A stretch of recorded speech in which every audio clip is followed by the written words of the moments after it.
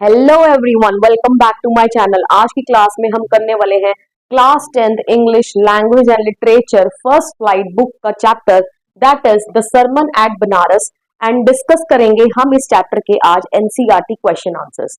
तो सभी question answers मैंने आपके लिए बहुत ही सिंपल लैंग्वेज में फ्रेम कर दिए हैं। यहाँ मैं आपको पिक्चर लगा दूंगी इन क्वेश्चन आंसर्स की। कुछ भी ना समझ आए तो आप थोड़ा जूम करके देख लीजिएगा। Everything will be visible to you so clearly. Okay, तो चलिए स्टार्ट करते हैं क्वेश्चन नंबर 1 से। लेकिन उससे पहले समझते हैं इस चैप्टर के टाइटल को। सरमन का मतलब क्या है? देखो, बनारस तो जगह है। ओके, सरमन क्या होता है? सरमन एक ऐसा रिलीजियस लेक्चर होता है, ठीक है, जो किसी के द्वारा दिया जाए। तो यहाँ पर एक ऐसा ही रिलीजियस लेक्चर, धार्मिक प्रवचन जिसे हम बोले, वो दिया जा रहा है। किसके द्वारा दिया जा रहा है? गौतम बुद्ध के द्वारा दिया जा रहा है। ओके, कहाँ दिया गया? बनारस में दिया गया। तो इसीलिए इस चैप्टर का नाम हो गया the sermon at Banaras. Okay, तो question number 1 says when her son dies, ठीक है, यहाँ पर हर कौन है? किसा गौतमी है, आगे लिखा हुआ है। Kisa Gotami goes from house to house, what does she ask for, does she get it, why not. Okay, तो उसने बोला, यहाँ पे पूछा है हमसे क्वेश्चन में कि जब किसा गौतमी का बेटा मर जाता है तो वो घर घर जाती है। ओके, कुछ मांगने के लिए जाती है। तो वो क्या मांगने जाती है? Okay, does she get it, क्या उसे वो मिल जाता है जो वो मांगती है?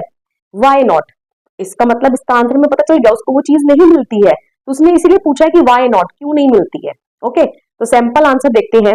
When Kisa Gotami son dies she goes from house to house in order to have medicine that can bring her son back to senses. Okay, जब किसा गौतमी का बेटा मर जाता है तो वो घर घर जाती है, क्या लेने के लिए? मेडिसिन लेने के लिए, एक दवा लेने के लिए, ठीक है, जो उसके बेटे को दोबारा से सेंसेस मतलब होश में ले आए। ठीक है, मर गया है तो वो चाहती है कि उसका बेटा वापस से होश में आ जाए। Okay, however she does not get what she wanted, लेकिन जो वो चाहती थी उसको वो नहीं मिलता है, because there is no such medicine in the world that can revive a dead person और bring a dead person back to life. क्योंकि ऐसी कोई दवा आज तक इस दुनिया में बनी ही नहीं है जो किसी मरे हुए व्यक्ति को वापस पुनर्जीवित कर दे। रिवाइव लिख सकते हो या तो आप, अगर ये सिंपल लगता है, या आप इस तरीके से भी लिख सकते हो, और bring a dead person back to life. ठीक है, जो भी सिंपल लग रहा है आप वो लिख लो। Okay, next question. Kisa Gotami again goes from house to house after she speaks with the Buddha. तो एक बारी किसा गौतमी सेकेंड टाइम फिर दोबारा जाती है घर घर। अब सेकेंड टाइम में क्या अंतर है? इस बारी उससे उसकी बातचीत बुद्धा से हो गई थी। Okay, What does she ask for the second time around? Okay, अब वो सेकेंड टाइम वो क्या मांगने जाती है? Okay, does she get it? क्या उसे मिल जाता है? Why not? तो इसका मतलब अब सेकेंड टाइम जो मांगने जा रही है वो भी चीज उसको नहीं मिलती है, तो क्यों नहीं मिलती है? ओके, तो क्वेश्चन में ही आंसर एक तरीके से इनडायरेक्ट वे में दे दिया गया है कि उसको दोनों बारी वो चीजें नहीं मिल रही हैं। फर्स्ट टाइम मेडिसिन लेने के लिए जा रही है, ओके, जिससे उसका बेटा पुनर्जीवित हो जाए, और सेकेंड टाइम क्या लेने के लिए जा रही है वो अब हम देखेंगे इस आंसर में। Okay, Kisa Gotami again goes from house to house after she speaks with the Buddha. तो बोल रहा है कि किसा गौतमी सेकेंड टाइम फिर दोबारा जाती है जब उसकी बातचीत बुद्धा के साथ हो जाती है घर घर, ठीक है, कुछ मांगने के लिए। That time she was asking for a handful of mustard seeds. इस बारी वो क्या चीज मांग रही थी? मुट्ठी भर, हैंडफुल होता है मुट्ठी भर, मस्टर्ड सीड्स। मस्टर्ड सीड्स मतलब सरसों के बीज। Okay, but according to the condition laid down by the Buddha The mustard seeds must come from a house where no one had died. तो बुद्धा ने यहाँ पर एक कंडीशन रख दी थी, एक शर्त रख दी थी कि उन्हें मस्टर्ड सीड्स ऐसे घर से लाने होंगे जिस घर में आज तक कोई मरा ना हो। Okay, and there was no house like that where death had not knocked. Okay, लेकिन किसा गौतमी को ऐसा कोई घर नहीं मिलता जहां मौत ने दस्तक ना दी हो। इसका मतलब वो घर घर जाके मस्टर्ड सीड्स मांगती है और वो पूछती है कि यहाँ किसी की पहले कोई मौत तो नहीं हुई। तो उसको सब जगह से यही आंसर मिलता है कि यहाँ मौत किसी ना किसी की तो हो रखी है। Okay, so she was unable to procure mustard seeds of the kind Buddha had asked her to bring. तो इसीलिए हम कहेंगे कि वो ऐसे मस्टर्ड सीड्स लाने में सक्सेसफुल नहीं रहती जैसे मस्टर्ड सीड्स उससे बुद्धा ने मंगवाए थे। Okay, clear? चलिए नेक्स्ट क्वेश्चन की ओर चलते हैं। Question number 3। मेरा थोड़ा सा गला खराब है, हो सकता है मेरी आवाज आपको थोड़ी सी फटी फटी सी लगे, ठीक है, लेकिन कोई बात नहीं, आप मैनेज कर लीजिएगा। Question number 3 is What does Kissa Gautami understand the second time that she failed to understand the first time? तो किस्सा गौतमी क्या चीज सेकंड टाइम समझ जाती है जो चीज वो पहली बार समझने में असमर्थ रहती है, मतलब कि पहली बार जब वो घर घर जाती है ना बेटे के लिए मेडिसिन लेने के लिए, तो उसको वो चीज समझ नहीं आती है जो उसको सेकंड बार समझ आ जाती है. Okay, was this what the Buddha wanted her to understand? क्या यही वो चीज थी जो बुद्धा उसको समझाना चाहते थे? ओके, तो देखते हैं उसको क्या चीज समझ में आती है second time. Okay, Kisa Gotami understands the second time that death is common to all and there is by no means mortals can escape death.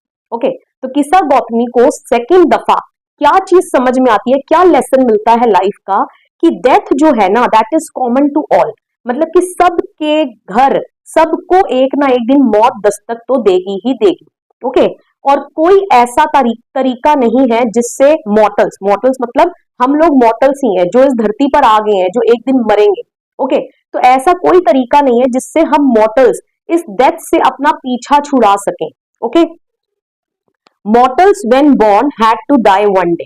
ठीक है, जब मॉर्टल्स इस धरती पर जन्म ले लेते हैं तो एक ना एक दिन उनका अंत तो होना ही है डेथ के रूप में. Okay, death is the ultimate truth. Okay, death जो है वो परम सत्य है, डेथ को आप ठुकरा नहीं सकते हो. She understands that she is being selfish in her grief. तो अब उसको समझ में आता है कि वो अपने ग्रीफ मतलब वो अपने दुख में बहुत ज्यादा क्या हो गई थी, सेल्फिश हो गई थी, मीन हो गई थी, सिर्फ अपने बारे में सोच रही थी. हर जगह अपने बेटे की डेड बॉडी को लेकर जा रही है मेडिसिन लेने के लिए कि कोई उसको मेडिसिन मिल जाए जिससे उसका बेटा दोबारा से रिवाइव हो जाए, वापस से जिंदा हो जाए. Okay, this is what the Buddha wanted her to understand. और ये ही चीज थी जो बुद्धा उसको समझाना चाहते थे. क्या? कि डेथ जो है that is the ultimate truth. ठीक है, डेथ को कोई भी एस्केप नहीं कर सकता. Okay, clear? I think so this answer is clear. Next question की ओर बढ़ते हैं. Question number 4. Why do you think Kisa Gotami understood this only the second time? तो आपको क्यों लगता है कि किस्सा गौतमी को ये दूसरी दफा ही क्यों समझ में आया? Okay, in what way did the Buddha change her understanding? तो बुद्धा ने उसकी अंडरस्टैंडिंग, उसकी समझ को किस तरीके से चेंज किया? ओके, तो आपको पूरी कहानी शॉर्ट में ही लिखनी होगी इस आंसर में, इस क्वेश्चन में. तो देखते हैं इसका क्या आंसर रहने वाला है. किस्सा Gautami had lost her only son. ठीक है, तो किस्सा गौतमी ने अपना एक लौता बेटा खो दिया था. It was a great pain for a mother to lose her young son. Okay, तो एक मदर के लिए अपने जवान बेटे को खो देना एक बहुत बड़ा दुख है. ओके, हर ग्रीफ मेड हर ब्लाइंड. उसके दुख ने उसको क्या बना दिया था? अंधा बना दिया था.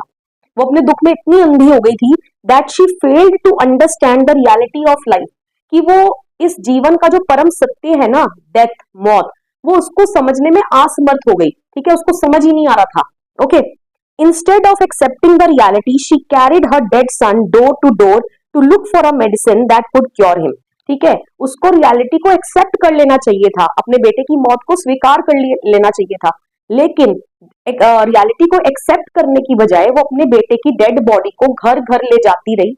ठीक है, किस उम्मीद में कि उसको मेडिसिन मिल जाएगी जिससे उसका बेटा ठीक हो जाएगा. Okay, but when Buddha told her to bring a handful of mustard seeds to cure her dead son, she was elated. Elated का मतलब होता है खुश हो जाना.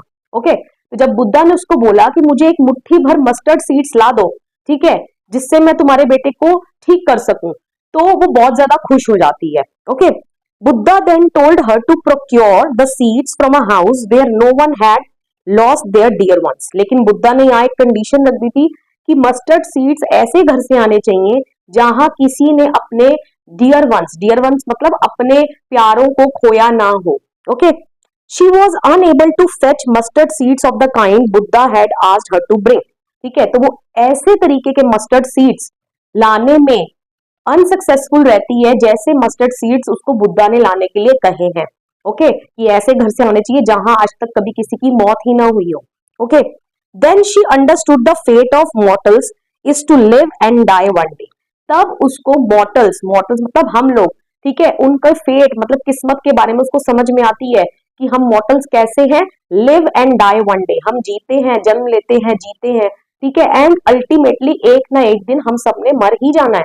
Okay, this was the Buddha's ways of preaching her that death is the ultimate truth.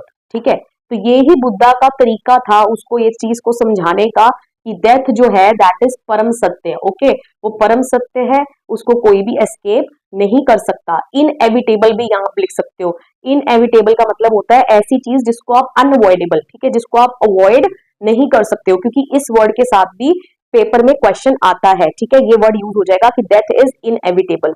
Okay, next question, question number 5, how do you usually understand the idea of selfishness? ठीक है, आप सेल्फिशनेस के से क्या समझते हो? ओके, आप दूसरों को बोल देते हो ना कि तुम बड़ी सेल्फिश हो, ओके, लेकिन आप सेल्फिश से क्या समझते हो? डू यू अग्री विद किसा Gautami that she was being selfish in her grief? क्या आप किसा गौतमी जिस तरीके से बिहेव कर रही थी, क्या आपको लगता है कि किसा गौतमी जो थी वो सेल्फिश हो रही थी अपने ग्रीफ में, अपने दुख में? ओके, तो क्या आंसर रहेगा इसका? Selfishness usually means thinking of one self only without caring for the interest of others. Okay, तो सेल्फिशनेस हम इसी चीज को कहते हैं जब कोई एक इंसान सिर्फ और सिर्फ अपने बारे में सोचता है बिना दूसरों के इंटरेस्ट की परवाह किए हुए। तो अपने बारे में सोचेगा, चाहे अपने लिए उसको बेनिफिट हो रहा है और 100 लोगों को नुकसान हो रहा है, तो वहां उसको सिर्फ अपना बेनिफिट नजर आएगा, 100 लोगों का नुकसान उसको नजर नहीं आएगा। ओके, तो सेल्फिशनेस, वो इंसान क्या कहलाएगा? सेल्फिश कहलाएगा। ओके, जो सिर्फ और सिर्फ अपने बारे में सोचे, ओके, और दूसरों का इंटरेस्ट को ध्यान में ना रखे। ओके, तो अब हमें किसा गौतमी के बारे में बताना है कि क्या वो सेल्फिश थी या नहीं थी। ओके, तो देखिए इसका आंसर किस तरीके से लिखेंगे हम। इन the beginning Kisa Gotami was being selfish in her grief as she wanted to bring her son back to life. ठीक है, हम यही बोलेंगे कि बिगनिंग में, स्टार्टिंग में किसा गौतमी सेल्फिश हो गई थी, ठीक है, अपने दुख में। क्यों? क्योंकि वो अपने मरे हुए बेटे को पुनर्जीवित करना चाहती थी। वो चाहती थी कि उसका मरा हुआ बेटा दोबारा से जीवित हो जाए।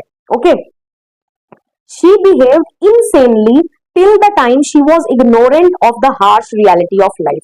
ठीक है, insanely का मतलब होता है मैड पर्सन, ठीक है, पागलों की तरह बिहेव करना। तो उसने पागलों की तरह तब तक बिहेव किया, पागलों की तरह क्या, जब वो चाह रही थी कि उसका बेटा जिंदा हो जाए। ओके, तो उसने इस तरीके से तब तक बिहेव किया जब तक उसको हार्श रियलिटी ऑफ लाइफ, जो डेथ है, उसके बारे में पता नहीं चल गया, समझ नहीं आ गई। ठीक है, उसको पहले पता नहीं था, शी वॉज इग्नोरेंट। ओके, वो नादान थी, उसको समझ नहीं आ रहा था। Okay, but later on when she understood that mortals cannot escape death and she was not only the one who had lost her son, she accepted the truth। लेकिन जब बाद में उसको समझ में आ गया, ठीक है, कि मॉर्टल्स, हम लोग जो हैं वो डेथ को एस्केप नहीं कर सकते हैं, डेथ से पीछा नहीं छुड़ा सकते हैं। ओके, एंड वो एक लौती ऐसी नहीं है जिसने अपने बेटे को खोया है, क्योंकि जब वो घर घर गई थी ना मस्टर्ड सीड्स लेने के लिए, तो बुद्धा ने क्या बोला था, ऐसे घर से मस्टर्ड सीड्स लेकर आना कि जहां किसी की कोई मौत ना हुई हो। लेकिन तब उसको पता चलता है कि हर एक घर ऐसा है जिसने किसी ना किसी को खोया है, अपने को खोया है। ओके, तो तब उसको लगा कि वो सिर्फ एक अकेली नहीं है जो ऐसा दुख अपनी लाइफ में देख रही है, सबको एक ना एक दिन ऐसा दुख को एक्सपीरियंस करना ही करना है। ओके, तो then she accepted the truth. ठीक है, तब वो अपने बेटे की डेथ को एक्सेप्ट कर लेती है। ओके, तो ये ही इसका आंसर रहेगा। तो ये आपके 5 क्वेश्चन थे एनसीईआरटी के, जो मैंने आपको बहुत सिंपल लैंग्वेज में कवर करा दिए हैं। एक इसका एक्स्ट्रा क्वेश्चन अभी कर लेते हैं जो कि इंपॉर्टेंट है, बाकी के एक्स्ट्रा क्वेश्चंस आगे भी देखेंगे बोर्ड पेपर के आने से पहले। तो एक क्वेश्चन सिर्फ अभी हम देखेंगे, हु वाज बुद्धा। ठीक है, बुद्धा कौन थे? Why did he become a monk. ठीक है, और वो मॉन्क क्यों बन गए, ठीक है, साधु क्यों बन गए, संत क्यों बन गए। Okay, his name was Siddharth Gautam. ठीक है, तो गौतम का जो असली नाम था वो क्या था? सिद्धार्थ गौतम था। He was born in a royal family. ठीक है, वो बड़े रॉयल फैमिली, ठीक है, राजा महाराजाओं के खानदान में पैदा हुए थे। Okay, at the age of 12 he was sent away for schooling. ठीक है, जब वो 12 साल के थे तो उनको स्कूलिंग के लिए भेज दिया गया दूर। ठीक है, पहले के जमाने में स्कूलिंग कैसे होती थी? आश्रम में भेज दिया करते थे, राइट। हम जैसी आजकल जैसी मॉडर्न एजुकेशन नहीं हुआ करती थी। ओके, जो पुराने गुरुकुल हुआ करते थे, बच्चों को वहां भेज दिया करते थे, तो उस तरीके की पढ़ाई करने के लिए उनको 12 साल की उम्र में भेज दिया गया। Okay, at the age of 16 he married a princess. तो जब वो वापिस आए 16 साल की उम्र में, उन्होंने एक प्रिंसेस के साथ शादी की। ओके, दे हैड अ सन, उनका एक बेटा भी था।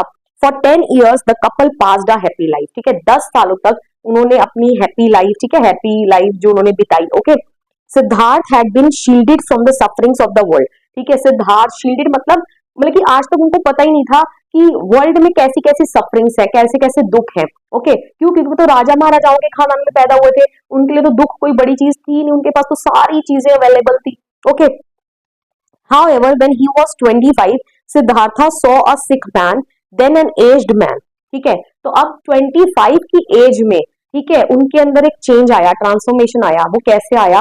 सबसे पहले उन्होंने एक बीमार व्यक्ति को देखा, ओके, फिर उन्होंने एक एज्ड ओल्ड व्यक्ति को देखा, एज मतलब जो बूढ़ा हो गया है, ठीक है, देन अ फुनरल प्रोसेशन, फिर उन्होंने एक फुनरल प्रोसेशन देखा, फुनरल प्रोसेशन मतलब अर्थी को ले जा रहे हैं लोग, okay, and finally he came across a monk begging for arms, ठीक है, देन उन्होंने एक मॉन्क देखा, संत देखा जो आर्म्स, आर्म्स मतलब भीख मांग रहा है, ठीक है, पहले भिक्षुक होते थे ना, ठीक है, जो उनको भिक्षा मिल जाती थी उसी से अपना जीवन बिताते थे, ओके, तो ये सब जब चीजें उन्होंने देखी, this was his first encounter with the harsh realities of life, तो ये उनका फर्स्ट एनकाउंटर था कि ये दुनिया में कितने ज्यादा हार्श रियलिटीज मतलब कितने ज्यादा दुख है ना, कि एक समय के बाद आपको आप बीमार भी पड़ते हो लाइफ में, वो भी एक दुख है, ठीक है, आपकी ओल्ड एज आ जाती है, ठीक है, वो भी एक दुख है, ठीक है, ओल्ड एज में सारे काम करने बहुत ज्यादा मुश्किल हो जाते हैं, फिर एंड में फाइनली एक पर्सन जो है मर जाता है, ठीक है, एक भिक्षुक है जो जगह जगह भीख मांग रहा है, ठीक है, इसके लाइफ के क्या गोल्स गोल्स हैं, ठीक है, इसके लाइफ के गोल्स भी कुछ अलग है, ओके, तो ये सब चीजें देखने के बाद these sights made him so sad that he decided to renounce worldly pleasures, ठीक है, रिनाउंस मतलब त्यागना, ओके, तो ये वाली साइट्स जो इन्होंने नजारे देखे अलग अलग चार, ठीक है, इन्होंने उनको इतना दुखी कर दिया कि उन्होंने ये सोच लिया कि वो जो वर्ल्डली प्लेजर्स है उनको त्याग देंगे, ठीक है, he left his home and became a monk, ठीक है, तो उन्होंने अपना घर जो है वो छोड़ दिया और वो एक मॉन्क बन गए, ओके, तो ये ही इसका आंसर रहने वाला है। आई होप सब आपको सभी क्वेश्चन आंसर्स जो है वो क्लियर हो गए हैं। वीडियो पसंद आया हो वीडियो को लाइक करिए, शेयर करिए, कमेंट करके बताइए वीडियो आपको कैसा लगा, and please don't forget to subscribe my channel. मिलेंगे नेक्स्ट वीडियो में, टिल देन बाय बाय।